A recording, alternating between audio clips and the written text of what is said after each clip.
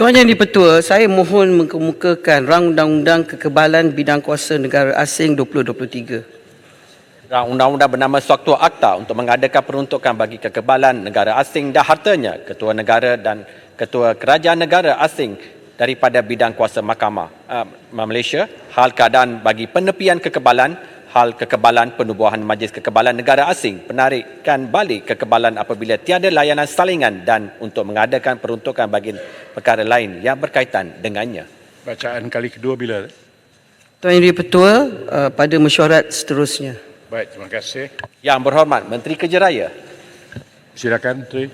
Ya, Tuan Yang di-Pertua, saya memohon mengemukakan rang undang-undang Lembaga Lebuh Raya Malaysia Pemerbadanan Pindaan 2023. Rang undang-undang bernama Suatu Akta untuk memindah Akta Lembaga Lebuh Raya Malaysia Perbadanan 1980. Bacaan kali kedua bila? Pada mesyuarat akan datang, Tuan Yang di-Pertua. Baik, terima kasih. Aturan Urusan Mesyuarat dan Usul-Usul DR 40 2023, Rang Undang-Undang Suruhanjaya Hak Asasi Manusia Malaysia Pindaan 2023, bacaan kali yang kedua. Silakan, Menteri. Bismillahirrahmanirrahim. Assalamualaikum warahmatullahi wabarakatuh. Tuan Yang di-Pertua, saya mohon mencadangkan bahawa Rang Undang-Undang Suruhanjaya Hak Asasi Manusia Malaysia Pindaan 2023 dibacakan kali yang kedua sekarang. Dengan izin. Silakan.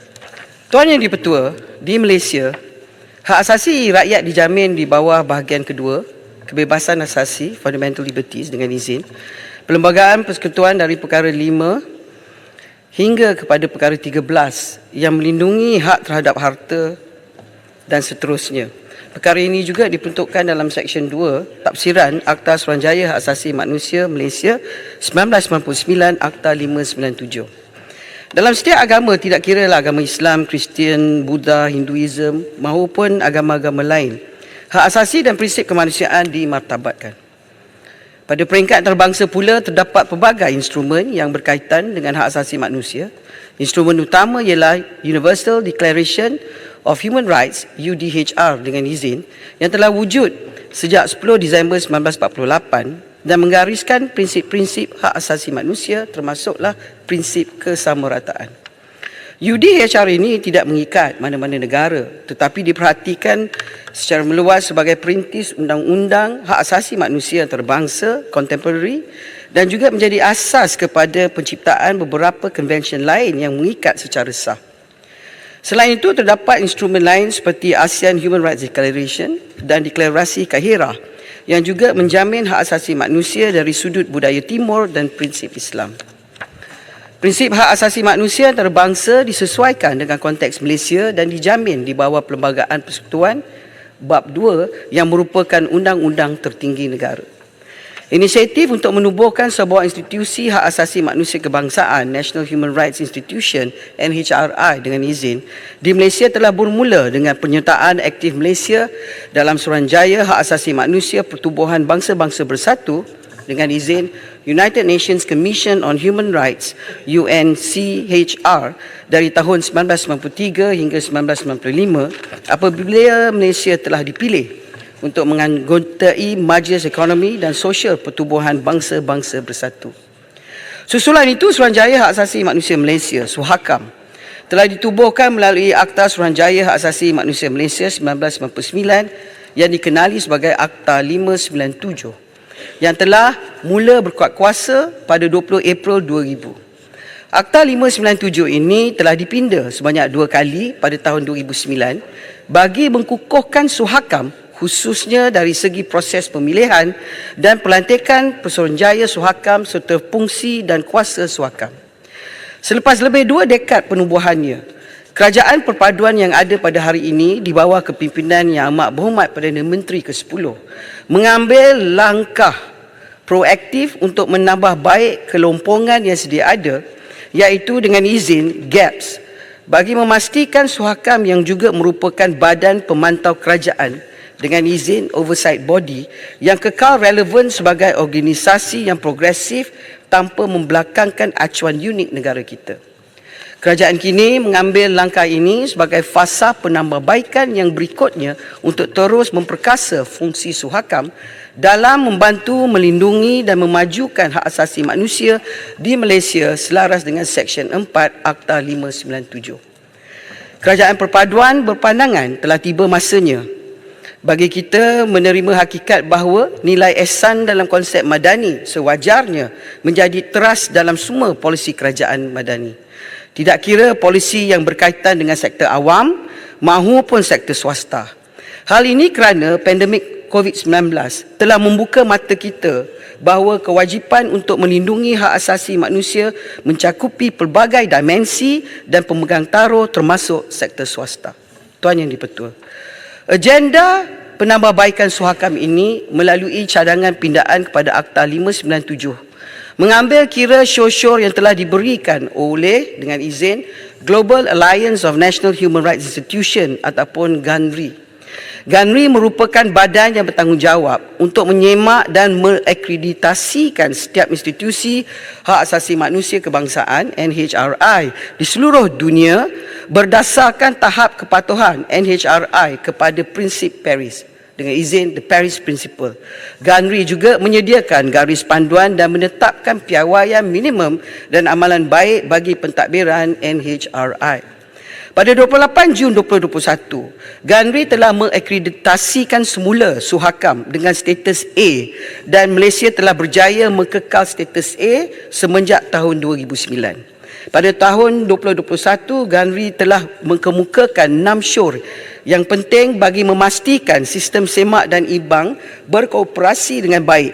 Syur-syur yang dikemukakan adalah tentang penambahbaikan proses pemilihan dan pelantikan, pelantikan Pesuruhjaya sepenuh masa, peruntukan yang mencukupi, kerjasama bersama organisasi dan institusi hak asasi manusia yang lain, perbahasan laporan di Parlimen dan penambahbaikan mekanisme pergantungan Pesuruhjaya. Sebagai negara yang menganggotai Majlis Hak Asasi Manusia, Pertubuhan Bangsa-Bangsa Bersatu dan selaras dengan komitmen Malaysia, kita harus mengambil langkah secara berterusan agar hak asasi manusia di Malaysia sentiasa ditegakkan dan Malaysia dihormati oleh negara-negara lain serta disegani di pesada antarabangsa sebagai pelindung hak asasi manusia. Cadangan pindaan pada hari ini iaitu 11 fasal Rang Undang-Undang Pindaan Akta 597 menggambarkan usaha Kerajaan Perpaduan untuk mencorak landscape reformasi institusi di negara kita. Komitmen ini telah saya nyatakan sewaktu Hari Hak Asasi Manusia 2022 dan juga melalui pelbagai kenyataan media sepanjang tahun ini, tahun 2023. Usaha ini juga adalah untuk memastikan tata kelola dan pengurusan hak asasi manusia adalah berkesan bagi memastikan semua pemegang taruh menjunjung dan menghormati prinsip-prinsip hak asasi manusia selaras dengan prinsip madani serta memastikan Suhakam dapat melaksanakan tanggungjawab statutorinya secara lebih efektif. Tiada kompromi dalam hal ini, malah hak asasi manusia merupakan antara agenda terpenting untuk kerajaan pada hari ini. Tuan Yang di-Pertua, Rang Undang-Undang Suruhanjaya Hak Asasi Manusia Malaysia Pindaan 2023 mengandungi 11 fasal seperti yang diperincikan dalam salinan Rang Undang-Undang dengan izin Blue Bill yang telah diedarkan pada semua ahli-ahli yang berhormat pada 27 November 2023. Dengan izin saya ingin menghuraikan beberapa fasal yang penting. Fasal 2 bertujuan untuk meminda Seksyen 4 Akta 597 untuk memperuntukkan secara nyata kuasa Suhakam dalam menjalankan fungsinya untuk melawat selain daripada tempat tahanan mana-mana institusi dan tempat lain mengikut tata cara yang ditetapkan oleh undang-undang bertulis atau yang dinyatakan dalam garis panduan yang berhubungan dengan institusi dan tempat itu.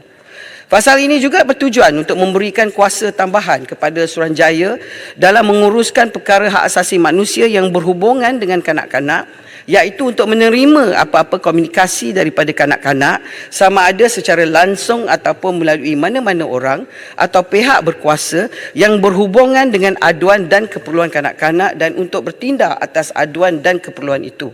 Pasal ini juga memberi Suruhanjaya kuasa untuk mengadakan dan menerima pakai mekanisme dan tata cara dalam menggalakkan penyertaan kanak-kanak dengan izin promoting the participation of children dalam perkara yang berkenaan dengan mereka.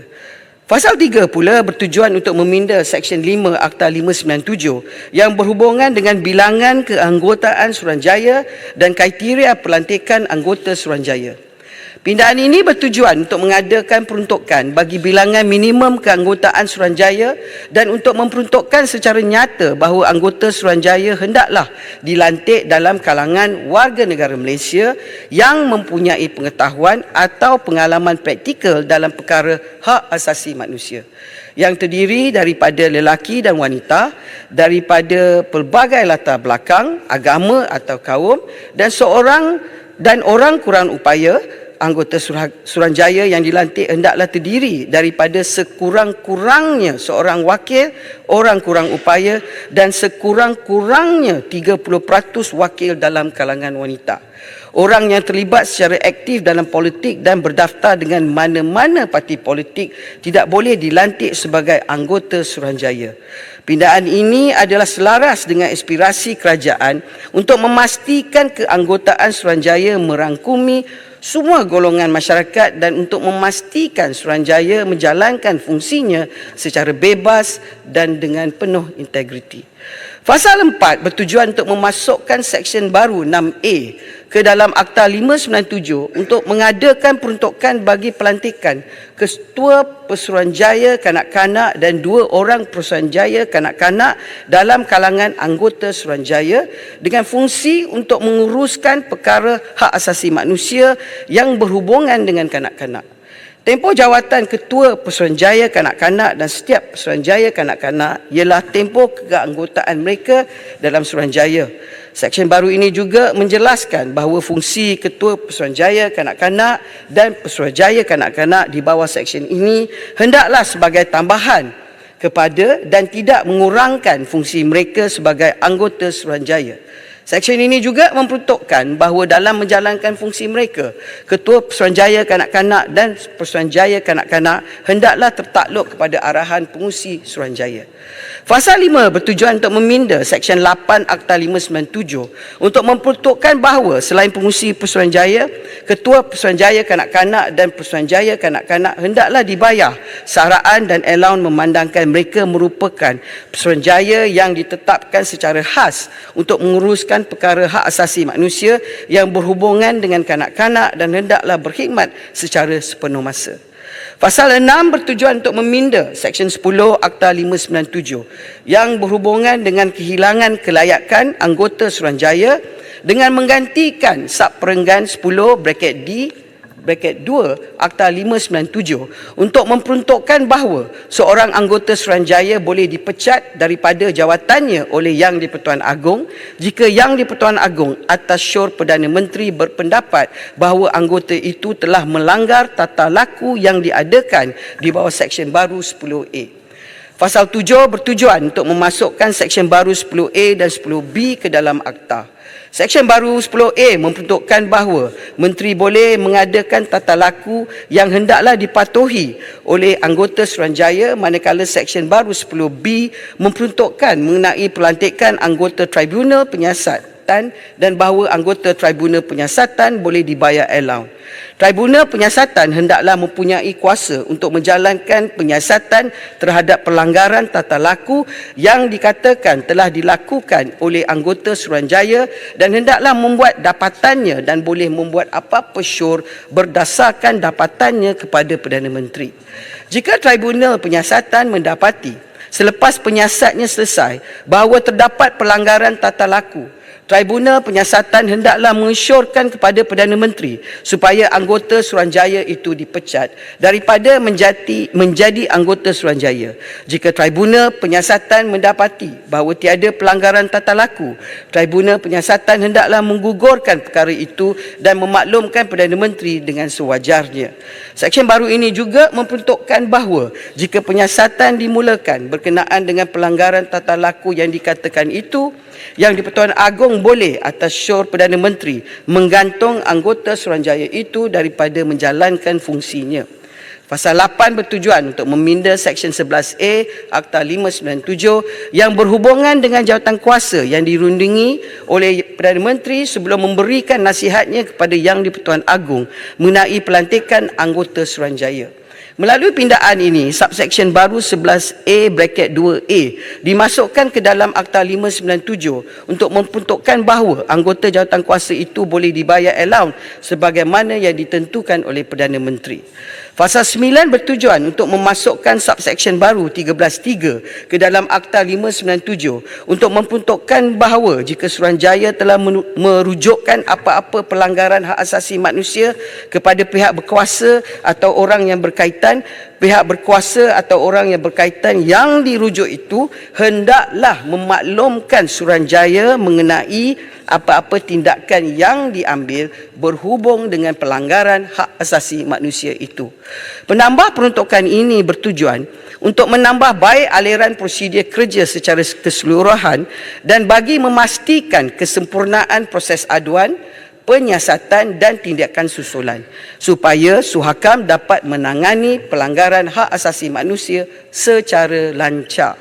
Fasal 10 bertujuan untuk menggantikan subsection 14 bracket 2 yang berhubungan dengan kuasa Suruhanjaya dalam menjalankan siasatan terhadap aduan pengataan pelanggaran hak asasi manusia untuk memanggil mana-mana orang yang berada dalam tahanan di tempat tahanan di bawah mana-mana undang-undang bertulis atau yang ditempatkan di mana-mana institusi atau tempat lain untuk memperuntukkan bahawa saman bagi maksud memanggil orang itu hendaklah dikeluarkan mengikut undang-undang bertulis atau garis panduan yang terpakai bagi tempat tahanan, institusi atau tempat itu.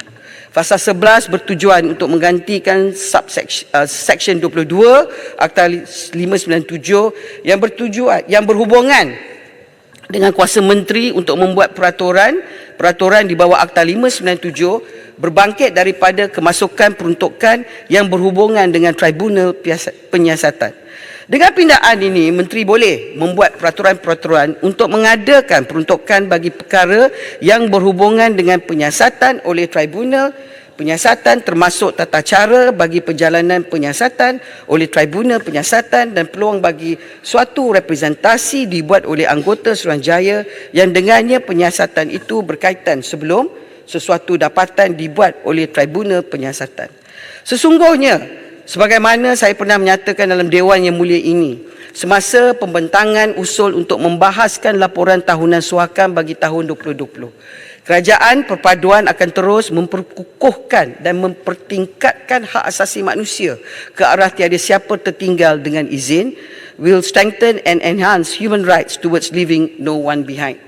Kerajaan Perpaduan berkeyakinan cadangan pindaan ini akan memperkukuhkan lagi pemeliharaan hak asasi manusia di Malaysia. Kita memerlukan sebuah organisasi hak asasi manusia negara yang kukuh, bebas dan berkesan yang berkhidmat untuk rakyat dan hanya untuk rakyat. Isu-isu hak asasi manusia merupakan satu perkara yang merentasi dengan izin cross-cutting antara satu agensi dengan agensi yang lain. Justru itu penyelarasan yang bersepadu hendaklah dibuat agar cadangan pindaan ini dapat dilaksanakan secara baik dan efisien. Saya juga percaya dengan cadangan pindaan kepada Akta 597, Suhakam akan dapat memperkukuhkan peranan dan fungsi mereka dan tidak lagi menjadi harimau yang tidak bertaring. Pada masa yang sama, saya juga ingin menegaskan bahawa sebarang pindaan yang dicadangkan ini adalah selaras dengan Perlembagaan Persekutuan dan prinsip-prinsip hak asasi manusia sejagat. Tuan Yang di-Pertua, saya mohon mencadangkan. Terima kasih. Ada sesiapa yang menyokong? Saya menyokong.